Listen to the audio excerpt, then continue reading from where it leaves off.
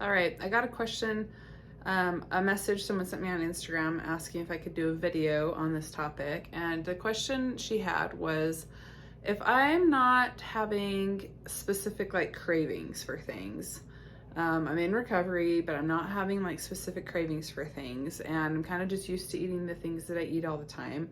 And I'm very far off where my natural set point weight is. I'm very under that. And I'm eating things like popcorn for snacks, and people are telling me that I should be eating croissants and chocolate bars. I'm apprehensive to have those things because I feel like it would be forced. And if I'm forcing it, how would I know when I can stop forcing it? And that's a great question.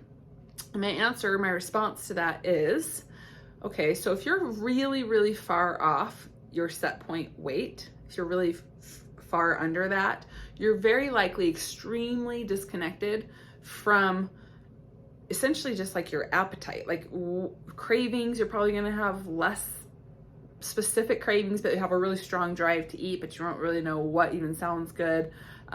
You won't have like normal like hunger and fullness cues. Like everything's just kind of like chaotic and crazy, and it's hard to feel like you can trust your body when you're so disconnected from it. And so you're gonna have to force these things, because otherwise eating popcorn for a snack when you're severely under where your body wants to be isn't gonna get you out of a deficit, and it certainly isn't gonna turn off the migration response. Secondly, when you are extremely under where your body wants to be, sometimes, not always, and this is kind of like some point this will happen, but it's not always the case, mental hunger will kind of almost shut off. It's almost like you've gone so long not responding to physical hunger and even mental hunger that it's like, you're like, I don't even feel like I have like mental hunger. Like I feel fine. I feel like what I'm eating is fine. I'm content with what I'm eating. I don't know. I just feel like I'm really like getting a lot of pressure that I need to be eating more, but I feel fine. You kind of shut off that hunger. And so the reason that it would be wise, and whoever's telling you to do this is very smart, the reason it would be wise for you to start eating croissants and chocolate bars for a snack is because that will most likely, I'm almost certain, that will kind of ignite that appetite and ignite that mental hunger. And all of a sudden, guess what?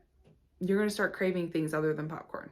You're going to be wanting all the cake and the ice cream and the pizza and the cheeseburgers. And I don't say that to scare you. I'm sure if you're listening to this, you may be like, well, heaven's sakes, that's why I'm not going to do it, because I don't want to like aggravate that mental hunger and I'm fine with where I'm at. Well, you're never going to recover then. So you do have to, in fact, initiate that kind of like force change. And then without a doubt, that's going to kind of spark something inside of you that's like, whoa, I want a lot of different things. And all of a sudden my mental hunger's through the roof where it wasn't before. And I was eating my usual everyday Groundhog Day food. Now that's going to feel, like I said, really, really scary, but just trust that it's going to get you ultimately to a place of freedom from your eating disorder. When you start eating things other than your typical routine food, also you are indicating to your brain there's other food out there, right? It's like, wait, there's other options out there. And it really allows your body to kind of almost go on the hunt for other food. So like when I was in recovery, and I remember before I started recovery, like I didn't fully understand mental hunger, and I was just kind of like, I don't know, like I literally love the food I eat. I'm totally content with, I could live and die this way. Like I could eat this way the rest of my life. I have got it down to a science, exactly the right foods to eat to fuel my body and to make me feel amazing, right? Says the person who's like significantly under their set point weight range and totally and completely obsessed with food. Like that was the reality I thought I was living in. And in fact, I was in extreme denial. And in fact, that wasn't working for me. But I thought, because I'd conditioned myself to think that that was the way to eat, I didn't really fantasize or think about it. Like somebody could sit at a table and eat a gigantic pizza in front of me and a carton of ice cream, and I could have like zero inclination to want to eat it until I started recovery. And then I forced myself to start eating those things. And then those things started tasting really good. And my body was very drawn to eating a lot of those things.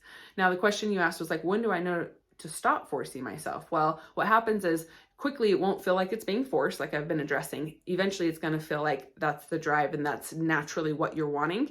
And then over time, what happens is you get closer to your set point range. And once you reach that area or that range, you're not going to want those things in such large quantities, and you're not going to want them all the time. But there's never going to be a point where you like never eat croissants again or never want chocolate again. Like, of course not. You're just going to be more like a kind of, I hate the word balance eater, but things are just going to kind of feel more natural for you. You're not going to have to question, am I forcing this? Should I stop forcing this? You're going to be a lot more in tune and connected with your body. So that hopefully answers your question that you sent to me. And I don't remember your name who sent it to me, but hopefully that answers your question and also helps other people who are struggling with the same thing.